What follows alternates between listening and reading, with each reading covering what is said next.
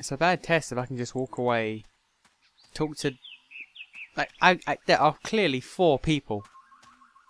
So it's a bad test if I can just talk to all 4 of them and be like, hey, what's the story? Be careful, don't come too close. I'm almost done with this pot. Sorry. Are you here to buy pottery? I didn't think traders were allowed up here. No, I came to speak with your teller. Really? I didn't know the teller spoke with anyone from the outside. You must be a very special girl.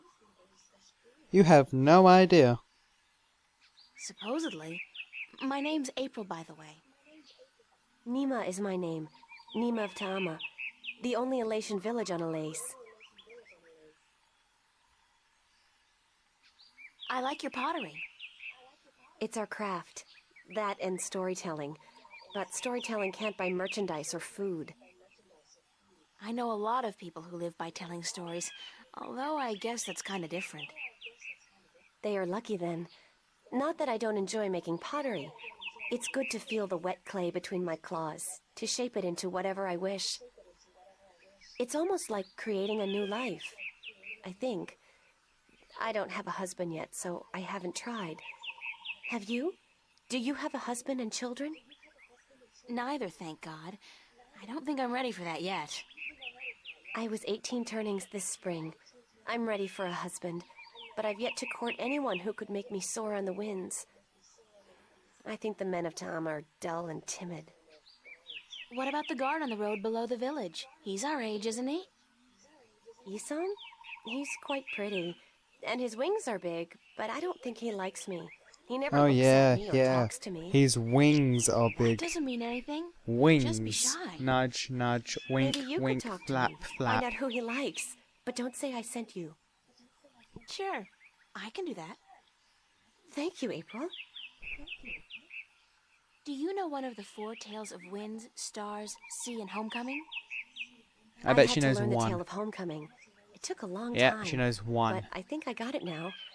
I'm better with pottery than I am with the tales, unfortunately. Do you want to hear it? Please. Very well. This is the tale of homecoming, my tale, and I shall tell it in my own words as told to me by my teacher, in her words, and by her teacher in turn. Moran was a handsome young Elation man with strong wings and a hardy beak. He lived below the white cliffs, where the water was salty and the fish plentiful. Moran was betrothed to Inara, the loveliest girl there ever was. She was fair and slender and tall, and her eyes were the clearest shade of blue. But Moran was hesitant to enter into union with Inara, to become her husband and to give her children. He would always come up with a new excuse for why they had to wait a little while longer. Now, Inara was skilled at pottery, but even more so with stories, and the teller of the village had many times asked Inara to be her apprentice, to learn all the tales, so that someday she could take over as the teller.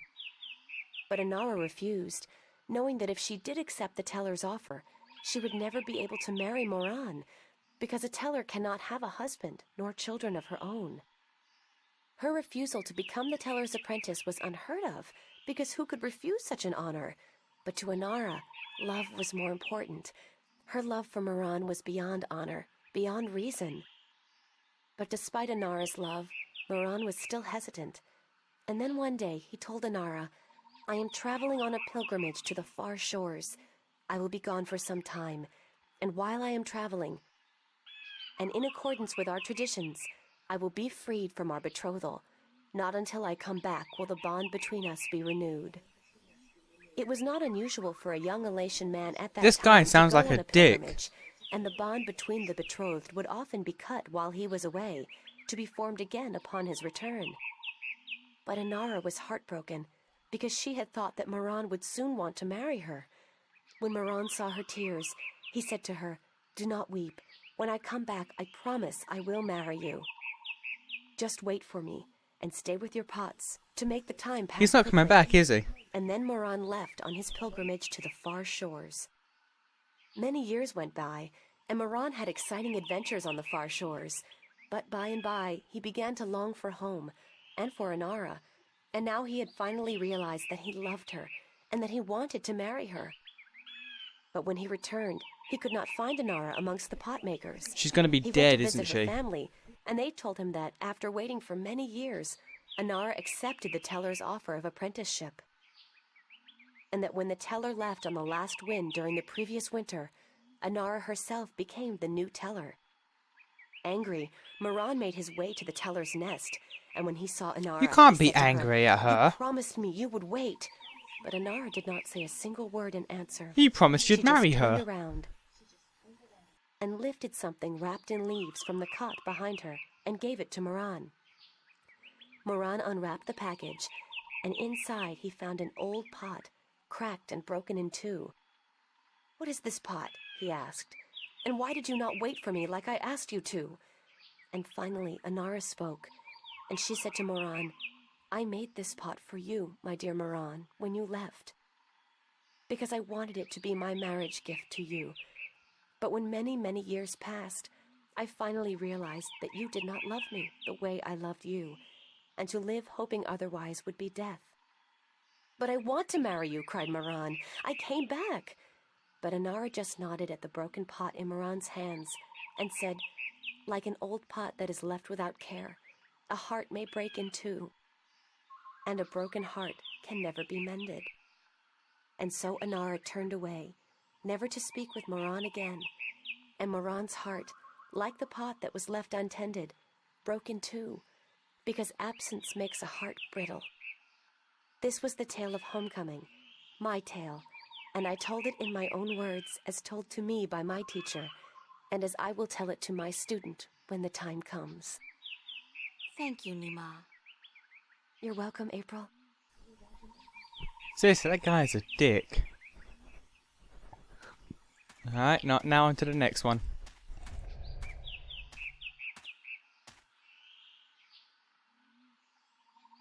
Hi there. What you doing? Playing?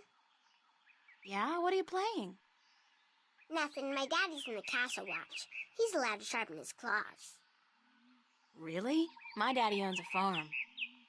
Yeah? Do you have animals there? Sure. He has some cows and some horses and... What's cows and horses? Well, cows are big, brown, fat animals with 4 legs and white spots. And they go moo a lot. And horses? Horses are fun to be around. They run really fast and they can jump over tall fences and they look beautiful and graceful.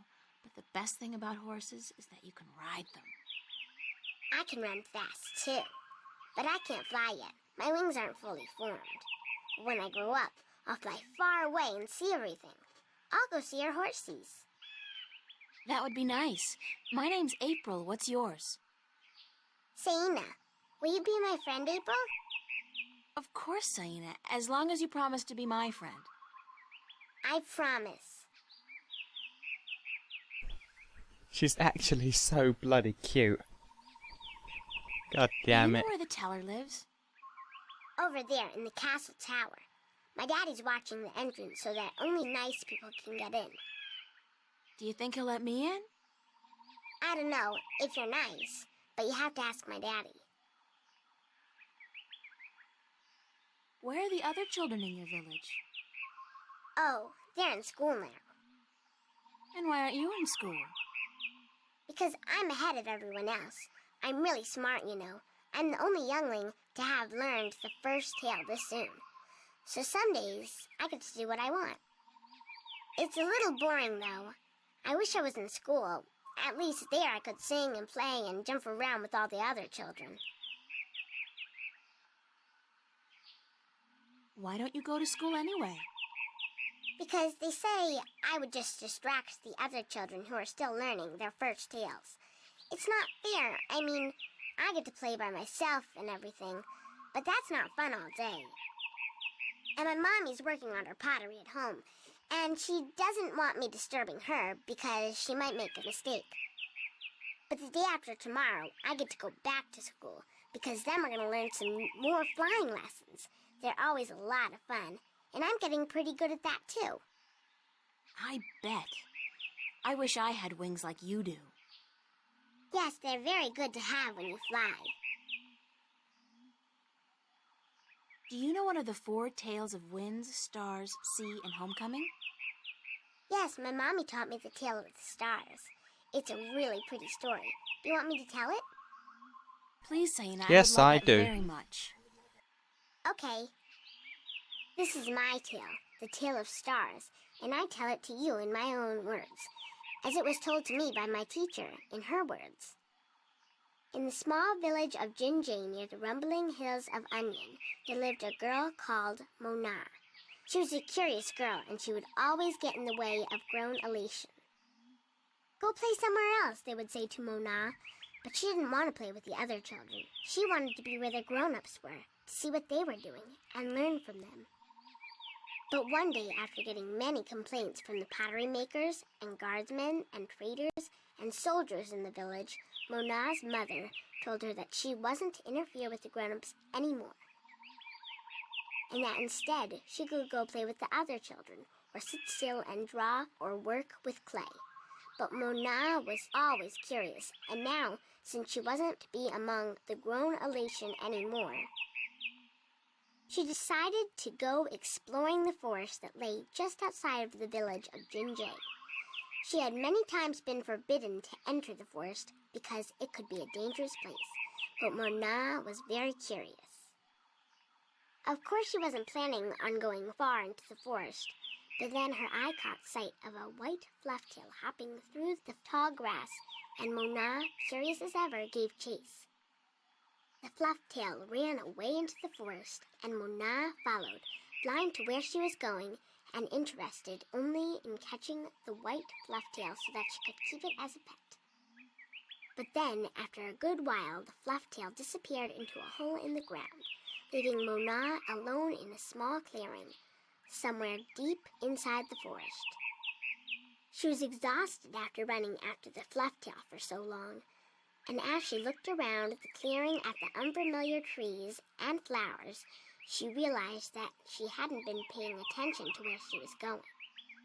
Not for the first time, her curiosity had gotten the better of her, but this time it was serious.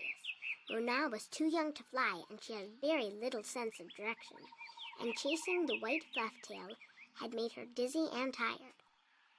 It was getting darker, and Mona was all alone in the deep, dangerous forest, too sleepy and too scared to be able to go anywhere. Mona curled up with her wings wrapped around her under the leaves of a tree and began crying. Soon it got really dark. He's going to ask me questions Somewhere, about all not of far these. away, wolves started howling. If they're at her. all this long, then Mona oh was so god. scared, she was petrified. But after a while, her exhaustion got the better of her, and she fell asleep. She woke up when she heard a voice calling her from somewhere far above. Looking up at the starry sky, Mona saw a vision of the spirits of 5 tellers gazing down at her. "You have let your curiosity lead you astray," said one. "You are lost, and you deserve to be lost," said another. "Poor little girl," said a third. "We will help you home," said a fourth. "But remember this," said the 5th spirit. "We will lead you back to your village and to your mother only if you promise us one thing." "I promise," said Mona. "Whatever it is, I promise I will do it." "Very well," said the 1st spirit. "You will make the story of this night into your own tale, and you will call it the Tale of Stars." "It will be a tale to warn the curious to be careful," continued the 3rd spirit, "and to not let their curiosity get the better of them. And," said the 2nd spirit, "to remind the elation that the spirits of their tellers watch out for them when they most need it." And so the spirits I'm gonna of be the honest. 5 tellers guided If I didn't have to Mona listen through to the all of forest, this, and just by in dawn she case was home. I Mona miss a did part tell her tale, that's the asked a tale of question of me, stars, I to would just everyone ignore in all the of this. village, so that everyone would remember that the curious must be cautious, and that the spirits of the tellers are always watching. This was my tale, the Tale of Stars, and I told it in my own words as my teacher did to me. That was a beautiful tale, Saina. Thank you. Have fun, Saina. Are you leaving? Yes, I'm sorry, but there are some things I have to do. Grown-ups are always too busy.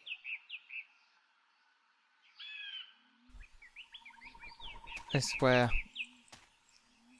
They're good stories, but if they're all that long, I'm going to stop caring. I tell a lie, I've already stopped caring. I'm just sitting here eating my mini cheddars. I look like a real sailor. Arr, matey. Do you know one of the 4 tales of winds, stars, sea, and homecoming? Mine is the tale of sea, human. Would you mind telling it to me? I would be happy to do so. This is the tale of sea, told in my own words, as it was told to me by my teacher in his words, and to him by his teacher in his words.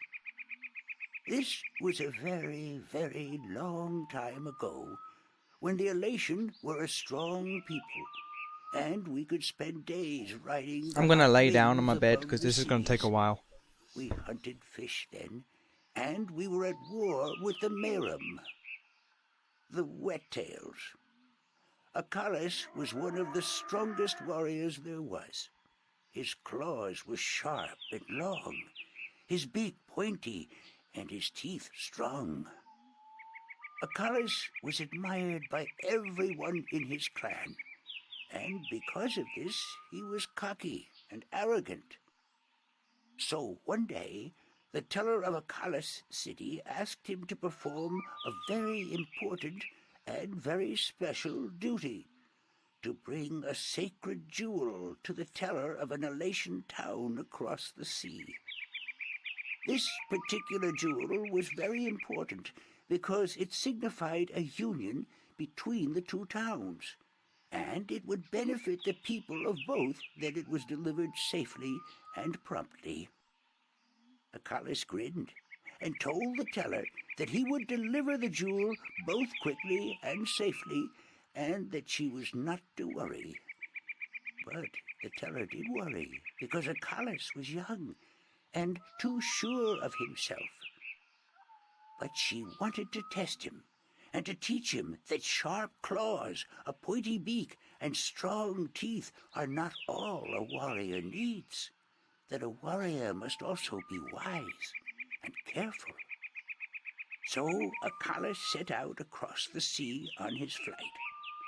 It was on the 4th day that he spotted something in the water that caught his attention, and forgetting his duty and following his curiosity, Achilles dived towards the water to investigate.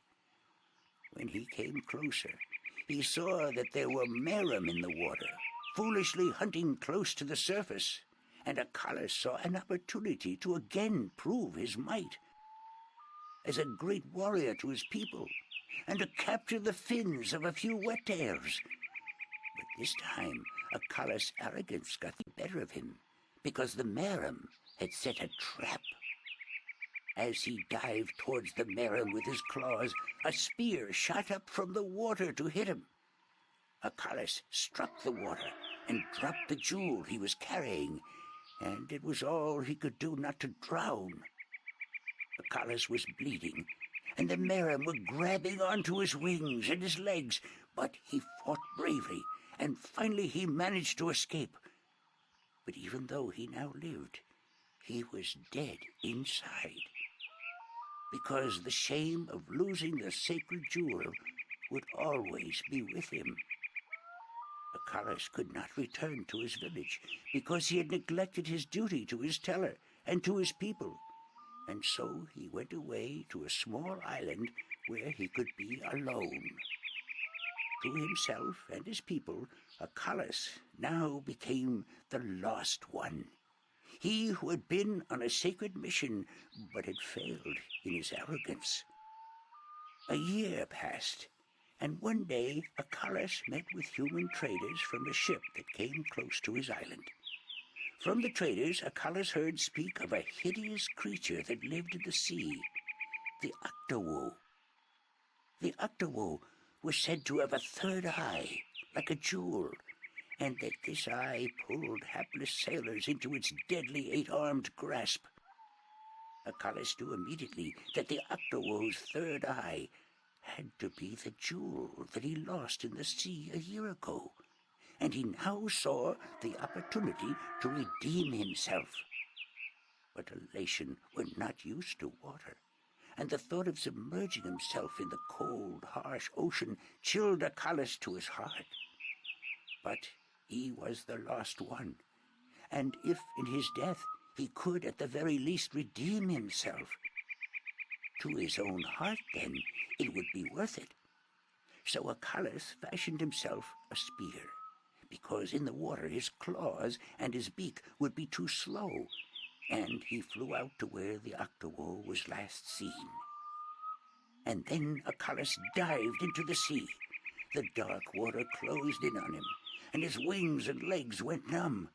But still Acalus kept pushing down until he saw the lair of the Octowoe. Spotting Acalus, the Octowoe attacked, and Acalus saw the monster's third eye, his sacred jewel, shining bright in the darkness, and his heart was filled with a sense of duty and courage that he had never felt before. But as he began fighting the eight-armed monster, Acalus realized that if he were to fight like he usually did, he would not stand a chance. He would have to think differently. And so Acalus tricked the Octowoe into following him through a tight chasm where the monster got stuck. And then he swam above it, and using his spear, tipped a rock on top of the Octowoe. Swimming back down again, the Octowoe was flailing helplessly. Now, almost out of air, Acalus took the sacred jewel from the Octowoe's head and swam back up. Finally, Acalus could deliver the sacred jewel to the town across the sea, and upon returning to his village, he went to the teller, bowed his head, and said, "Forgive me, teller, for in my arrogance I thought I could do everything. But I could not, and I became the lost one because of it." "You were lost," said the teller, "but you are no more. Because now you see the limits of your own strength, and you will know that a warrior must be careful and wise, in addition to being strong and fierce." This was the tale of sea, and I told it in my own words, as told to me by my teacher.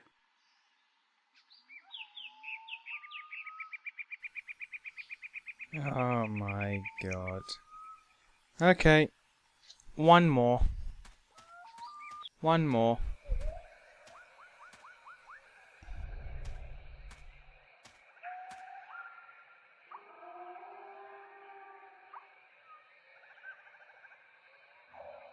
Do you know one of the four tales of winds, stars, sea, and homecoming?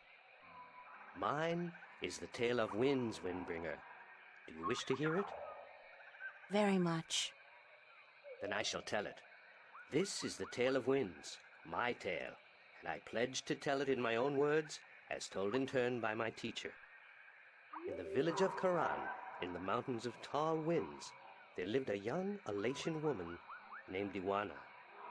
Iwana had one desire above all others, to soar higher and farther than anyone else. And even though her wings were no broader, nor her body sleeker than anyone else's, she pursued this foolish desire without rest. And as time passed, she did soar higher, and she did fly farther than the other young Elation in her village, and her name became known far and wide amongst the tribes of the mountains of tall winds. But still, Iwana was not happy. She was not happy because, in her vanity, even though she was a better flyer than almost everyone else, and to her eyes, she was still not good enough.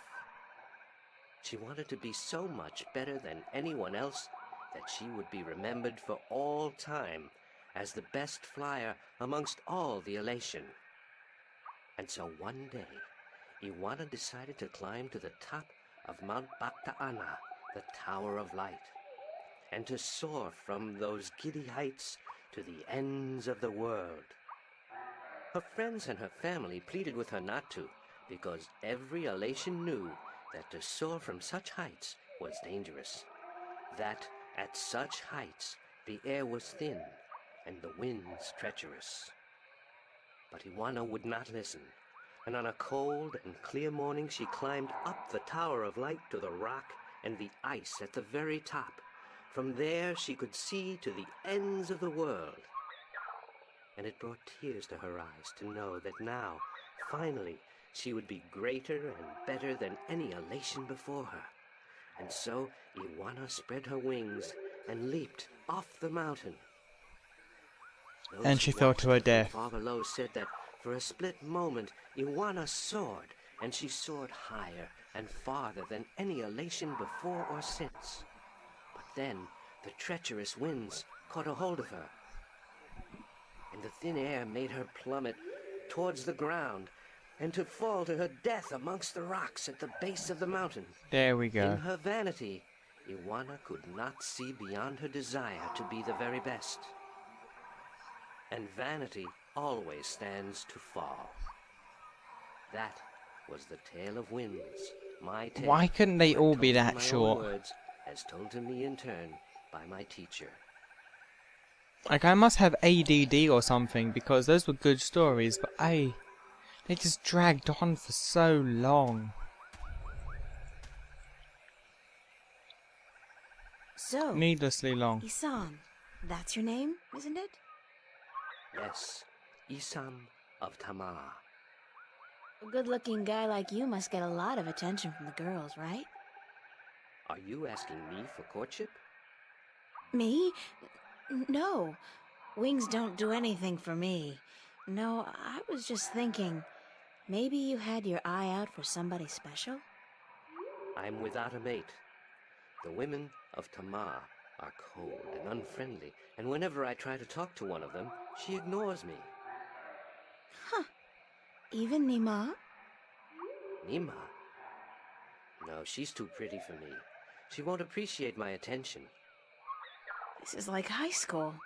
Trust me, Isam. You go talk to her one of these days, and I'm sure you'll find you have a lot in common. Just be yourself, okay? You think so? Perhaps you are right. I will do as you say, Windbringer. Thank you. Thanks for your help. Thanks for your help. Anything else? No? Okay. I must have ADD or something, because my god. It felt like I was sitting there for half an hour listening to all those stories put together.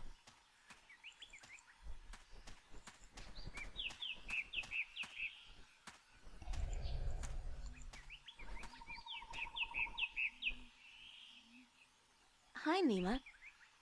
Hi, April. Bye, Nima. Goodbye, Oh. April. Okay. Alright then. Alright, let's get these stupid tests over with. Halt! Who would visit the teller? You know Are you who. ready for the questions now? Sure, why not? Yes, ask me the questions. In the Tale of Winds, which mountain did Ioana fall from in her vain attempt to fly higher and further than anyone You sound like else? Charlie. You sound like Charlie's voice Mount actor. Bactaana, the Tower of Light. That is correct. In the Tale of Stars, what did Mona see in the sky that helped her find her way home? The spirits of 5 tellers. That is correct. In the Tale of Sea, what creature did the Lost One battle in his quest to recover the sacred jewel? The Octawo? That is correct. My final question to you is this. In the Tale of Homecoming, what was given to Moran by his teller when he returned from his pilgrimage? A broken pot, to teach him that absence may break a heart in two. You have correctly answered all my questions, and so have proven your knowledge of the 4 tales. You are the Windbringer. The teller would see you presently. My god. Thank Come you. closer, human. Closer. I cannot see your face. Are Come they sit birds or still. pterodactyls? Come sit here by me.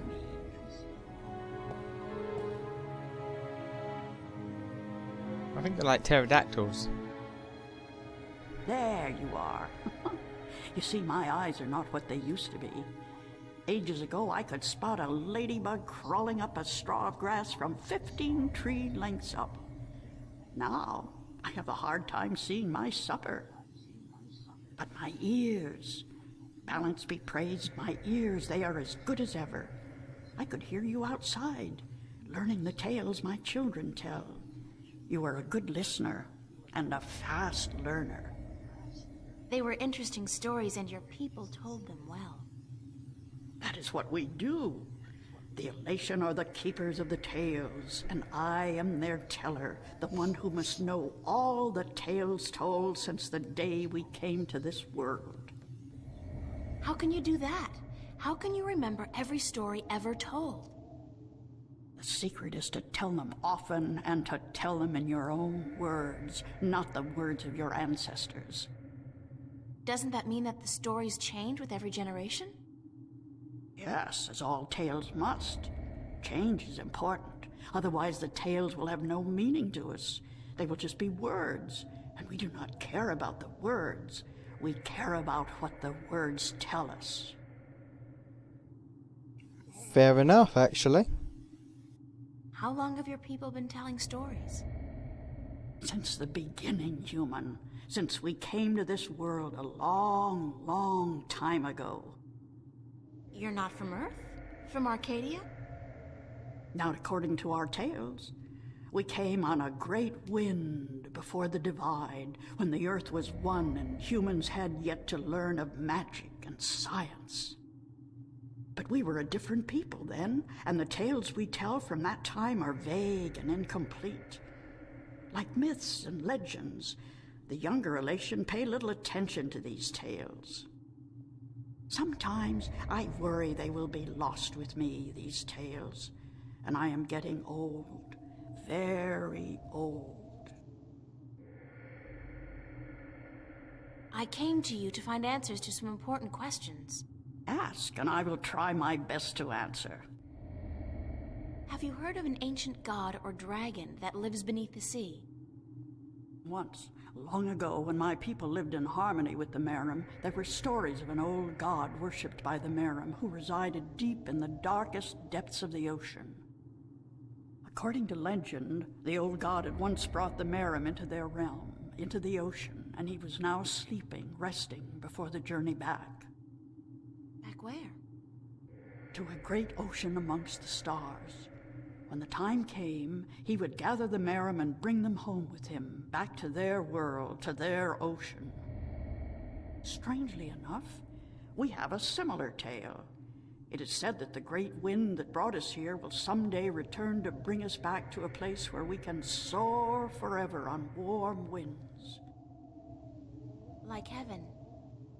In a way, perhaps, but without the need for any of us to die. The great wind will just sweep us up and carry us away. Every evening before I go to sleep, I recite this tale to myself. It is a comforting one.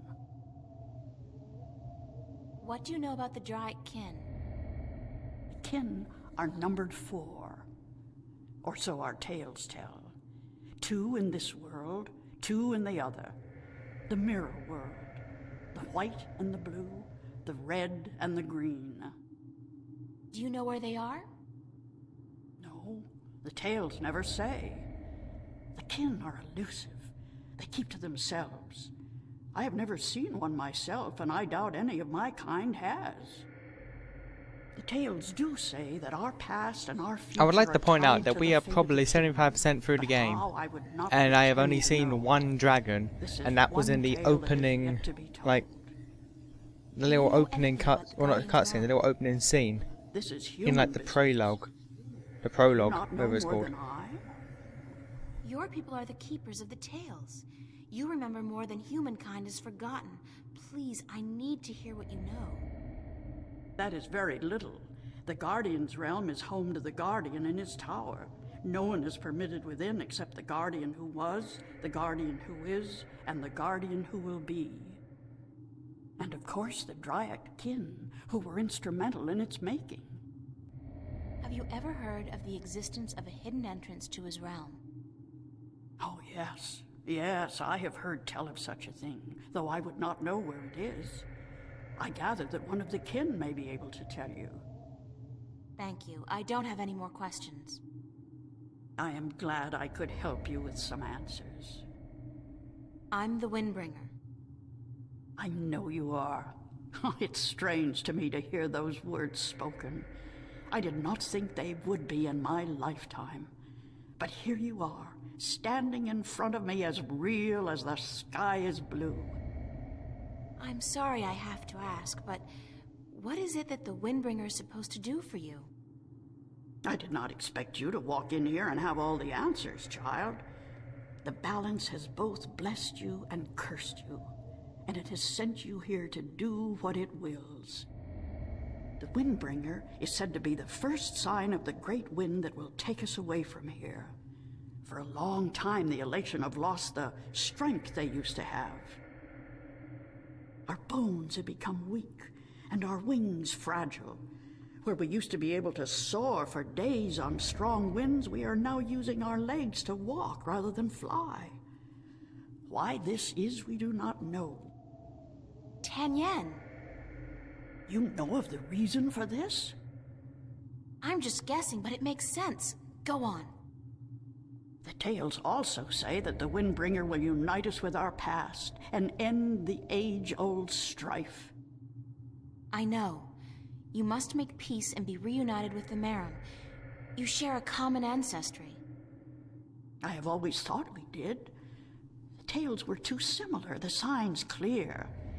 But my people, they will have a difficult time understanding why and how this can be. If you don't, both the Elation and the Merim will die out. When war broke out between your people and you were forced to move up into the mountains, it compromised a precarious symbiosis.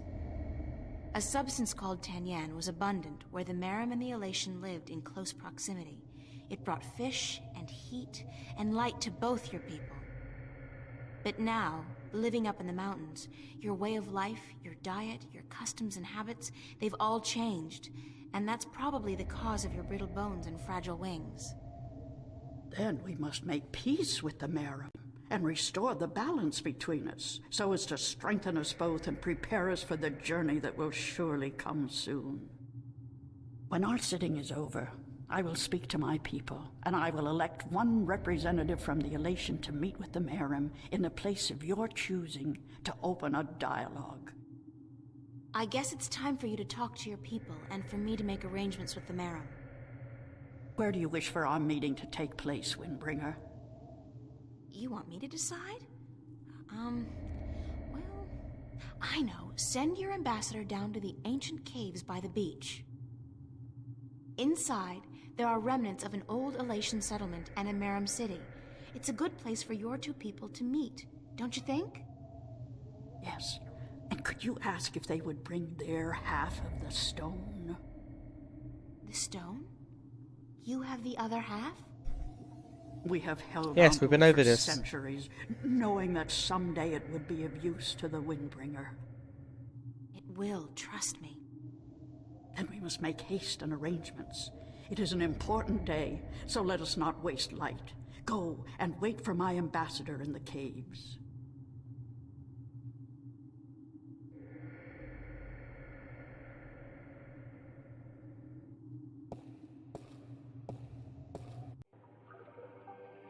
It's amazing. This place is so beautiful. And the scent of sea and rock and nest. This scent is of home. This was home a long, I long can't time unhear ago, Charlie according to now. the tales. We lived in peace with the Wet-tail, with the Merim back then. Now you'll be able to live in peace again. And with the Tanyan bringing fish to your doorstep, you'll be able to eat well and restore strength to your bones. Soon you might even be able to soar on the winds for days like you used to do. I hope you are right, Windbringer. And I hope that the Merim will see the sense in it too. They are coming, are they not? They said they would. Hush! I hear something.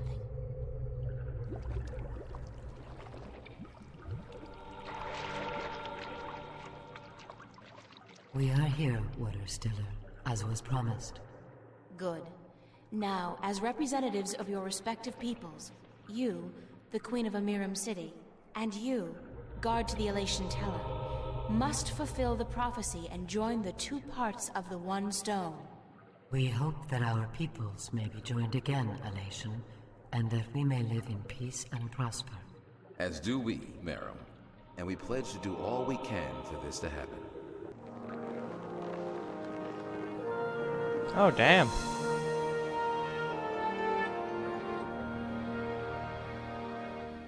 The stone is now whole, Windbringer, and the Elation and the Miram will once again be as one. You may take it with you. Thank you. The both of you. Come now, April, and we will take you to our sleeping god. May his wisdom guide you and lead you down the right path.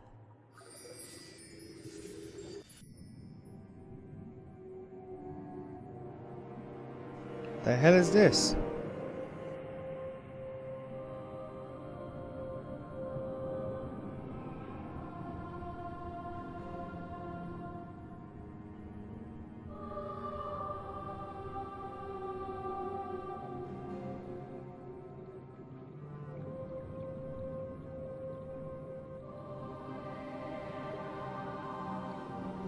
This reminds me so much of that underwater section on Manan in KOTOR 1.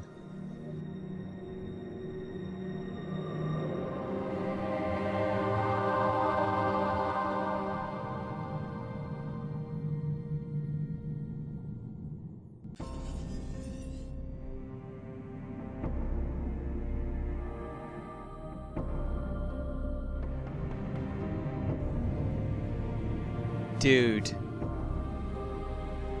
This is pretty sweet.